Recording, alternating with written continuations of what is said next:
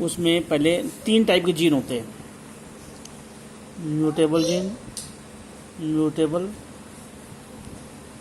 Mutator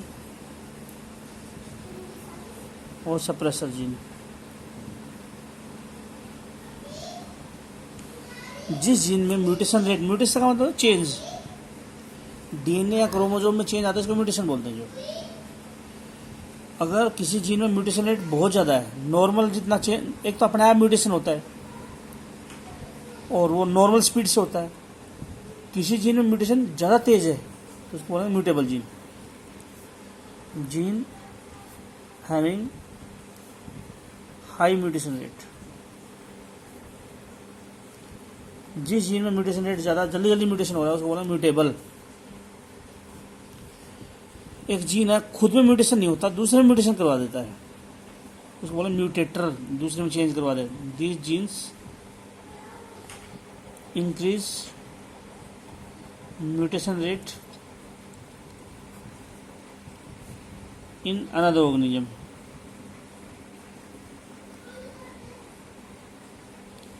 खुद में mutation ज़्यादा है तो बोलो जीन को बोलो म्यूटेबल। खुद में म्यूटेशन ज़्यादा नहीं है लेकिन दूसरे म्यूटेशन ज़्यादा है उसको बोलो म्यूटेटर। म्यूटेटर जो म्यूटेशन होता है डीएनए में चेंज, क्रोमोसोम में चेंज, वो जीन जो दूसरे म्यूटेशन कर रहा है इसलिए म्यूटेटर बोलेंगे। और जो जीन दूसरे म्यूटेशन कम कर दे उसको बोलेंगे suppressor gene. The genes decrease mutation rate in another gene. दूसरे जीन में म्यूटेशन कम कर दे उसको बोलेंगे सप्रेसर जीन। अब लेते हैं सब्स्टिट्यूशन म्यूटेशन। सब्स्टिट्यूशन म्यूटेशन, एक बेस चला जाए, डीएनए में बेस होते हैं एटीजीसी, एक बेस चला जाए दूसरी जगह, उसकी जगह दूसरा बेस आ जाए तो बोलना सब्स्टिट्यूशन। वन बेस, देखो one base is replaced by another base. DNA में बेस नाम की चीज होती है, डीएनए में बेस नाम की चीज होती है, एक बेस की जगह दूसरा बेस आ जाए तो बोलना सब्स्टिट्यूशन। सब्स्टिट्यूशन का मतलब ही ये होता है सब्स्टिट्यूट करना, एक की जगह दूसरा लेना। सब्स्टिट्यूशन 2 टाइप का होता है,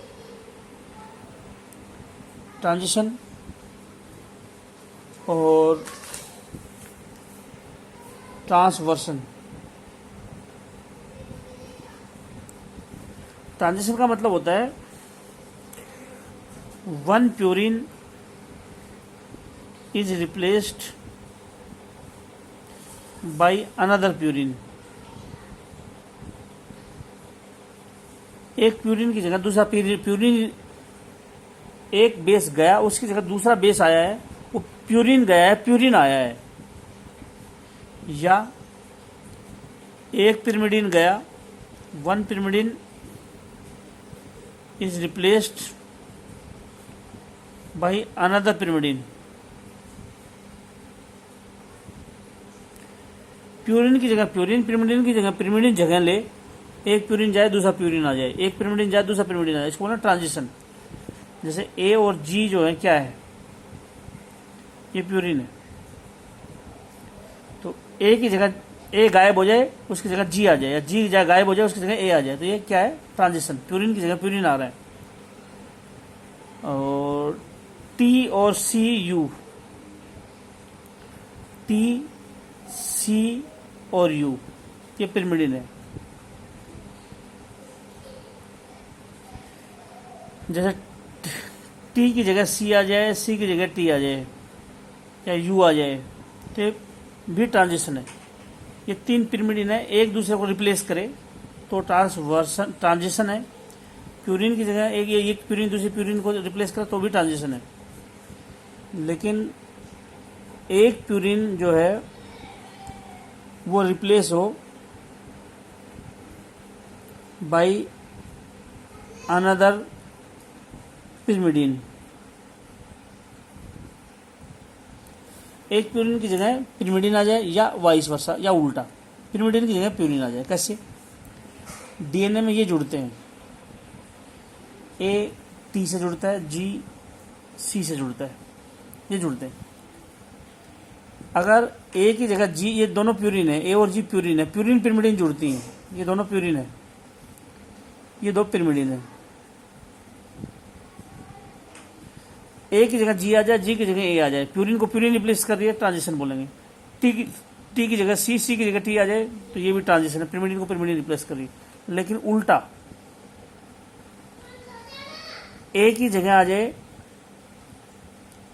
टी, या टी की जगह आ जाए ए, या ए की जगह सी, ये चाहे ए को टी रिप्लेस करे, टी को ए, या ए को सी, सी को ए और सी रिप्लेस करें एक दूसरे को, या जी सी या जी टी रिप्लेस करें, जी सी या जी टी।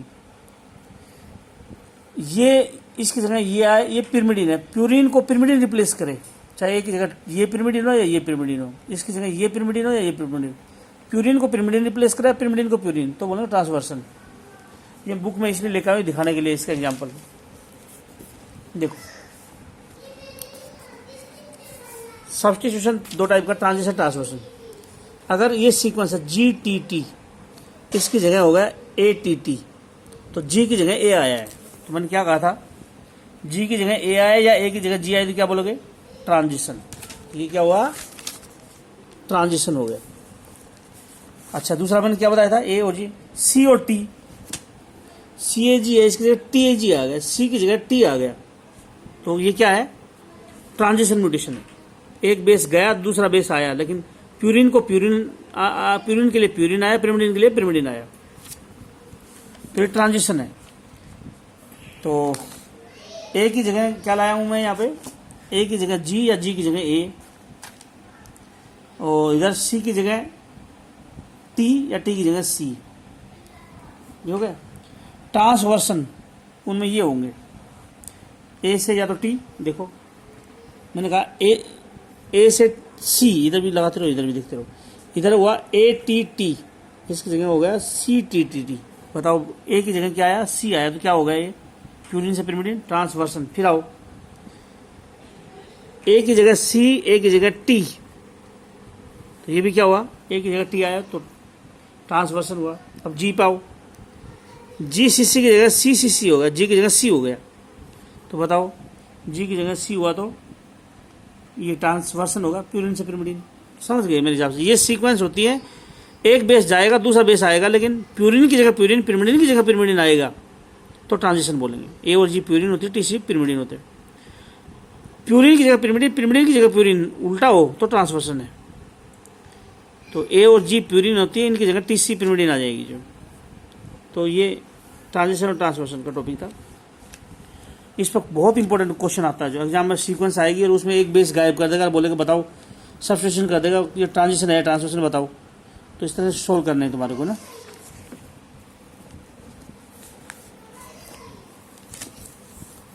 और ट्रांजिशन तीन टाइप के म्यूटेशन और होते हैं, nonsense mutation, same sense mutation और मिस सेंस म्यूटेशन। तीन टाइप के म्यूटेशन, नॉनसेंस, सेम सेंस और miss sense. Nonsense, same sense और मिस सेंस, ये तीन म्यूटेशन होते हैं। क्या डिफरेंस है इनमें? अगर मैं ये बोलूं U A, U A G, U G A, इन तीनों को हम नॉनसेंस कोडॉन बोलते हैं। प्रोटीन सिंथेसिस को रोकते हैं, इसलिए इनको स्टॉप कोडॉन भी बोलते हैं। जेनेटिक्स के सेकंड चैप्टर में आएगा इनकी डिटेल। तीन बेस को कोडॉन बोलते हैं, कोई तीन बेस यानी थ्री बेस, कोई तीन बेस हो उनको कोडॉन बोलते हैं। तो यू ए तीन बेस है, यू ए जी तीन बेस है, यू जी ए तीन है, तो ये कोडॉन है। प्रोटीन सिंथेसिस को रोकता है, इसलिए इनको बोलते हैं स्टॉप कोडॉन। और इनको पहले यूजलेस मानते थे, इसलिए इनको कोई आदमी यूजलेस हो, काम ना करे, उसको क्या बोलते हैं, नॉनसेंस नहीं बोलते हैं। नॉनसेंस का किस आदमी को बोलते हैं, जो यूजलेस हो, जिसका कोई काम का ना हो। तो नॉनसेंस इनको इन कोडोन को नॉनसेंस मानते थे, बकवास, यूजलेस, लेकिन बाद में मालूम पड़े तो प्रोटीन सिंथेसिस को रोकते हैं, तो नॉनसेंस कोडोन है। अगर मैं बोलूं आरएनए के ऊपर ये बेस लगे हुए हैं, आरएनए पे ये बेस है, ये आरएनए पे बेस है, और मैं सब्स्टिट्यूशन म्यूटेशन कर रहा हूं, मैं यहाँ सी हटा दूं और यू लगा दूं, क्या बन गया? अभी कोडोन यूए बन गया। पहले था सी ए, अब होगा यूए, यूए बन गया। तो ऐसा म्यूटेशन तो नॉनसेंस कोडोन पैदा कर दे। नॉनसेंस कोडोन, इस म्यूटेशन से नॉनसेंस कोडोन पैदा हो गया, इनमें से कोई भी एक पैदा हो गया तो नॉनसेंस म्यूटेशन बोलेंगे। Mutation which produce nonsense codon.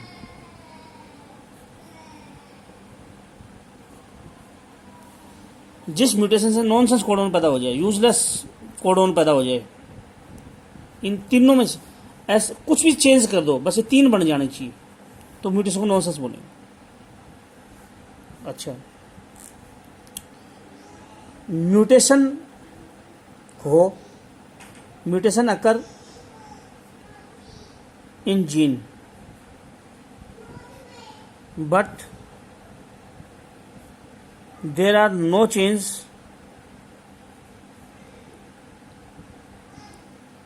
in protein।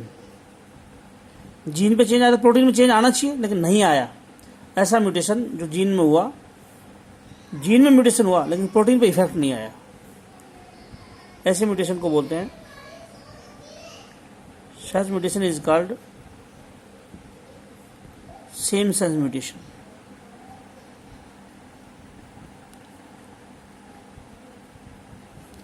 Same sense का मतलब सेम वैल्यू का।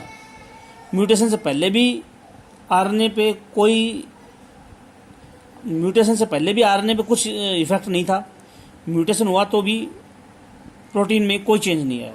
सेम सेंस, सेम वैल्यू का म्यूटेशन है, ये सेम सेंस म्यूटेशन बोलेंगे। एक होता है मिस सेंस म्यूटेशन। इस म्यूटेशन में, मिस सेंस में, आरएनए पे चेंज आएगा और प्रोटीन में एक अमीनो एसिड में चेंज आएगा। In this mutation,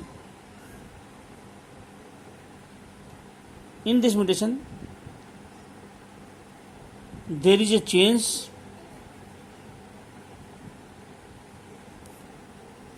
in one amino acids. Missense mutation किसको बोलते हैं? इस म्यूटेशन में चेंज आएगा एक अमीनो एसिड में इन द प्रोटीन, और मिस सेंस म्यूटेशन में एक अमीनो एसिड में चेंज आया, सेम सेंस में प्रोटीन पर चेंज ही नहीं आया, अमीनो एसिड में चेंज ही नहीं आया। No change in amino acid या प्रोटीन। म्यूटेशन हुआ, प्रोटीन या अमीनो एसिड में चेंज नहीं आया, तो सेम सेंस, एक अमीनो एसिड में चेंज आया, मिस सेंस। और उस म्यूटेशन से अगर नॉनसेंस कोडोन पैदा हो गया, यूजलेस कोडोन पैदा हो गया, तो नॉनसेंस म्यूटेशन।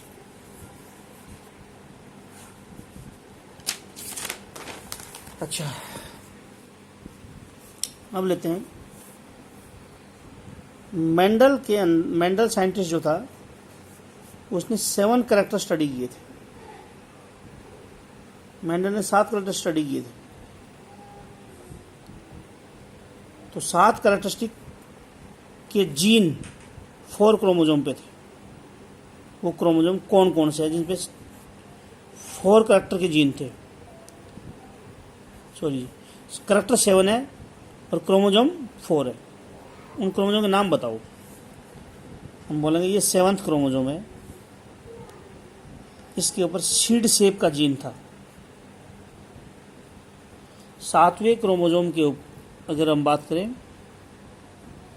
7वें क्रोमोजोम की अगर बात करूं तो उसमें जीन कहाँ है? सीड शेप का जीन है। 7वें क्रोमोजोम की अगर मैं बात करूं तो उस पर सीड शेप का जीन है। 5वें क्रोमोजोम की अगर मैं बात करूं तो पॉड कलर का जीन है। इसमें सीड शेप का जीन 7th क्रोमोजोम पे, पॉड कलर का जीन 5वें क्रोमोजोम पे। अच्छा, फर्स्ट क्रोमोसोम पे सीड कलर का जीन है और फ्लावर कलर का जीन है, और बाकी के फोर्थ क्रोमोसोम पे 1 2 3 4 रिमेनिंग जो 3 करैक्टर बच गए, रिमेनिंग 3 करैक्टर, उसके जीन फोर्थ क्रोमोसोम पे। फिर बोल रहा हूँ, सीड शेप का जीन 7वें क्रोमोसोम पे था। 7 पेयर ही क्रोमोसोम होते हैं मटर के अंदर। सीड शेप का जीन 7वें क्रोमोसोम पे। सीड कलर और फ्लावर कलर, सीड शेप 7वें पे, सीड कलर फ्लावर कलर दोनों का जीन फर्स्ट क्रोमोसोम पे। सीड कलर फ्लावर कलर दोनों का जीन फर्स्ट क्रोमोसोम पे। चौथा 5वां बच गया। 5वें पे पोड कलर का जीन है, और जितने भी कैरेक्टर और बच गए, मैंने जो लिस्ट बनाई थी वो देख लेना लिस्ट, वो फोर्थ क्रोमोसोम पे जीन है। एक वर्ड आता है पेनिट्रेंस, 2 टाइप की होती है, कंप्लीट पेनिट्रेंस, इनकम्प्लीट पेनिट्रेंस।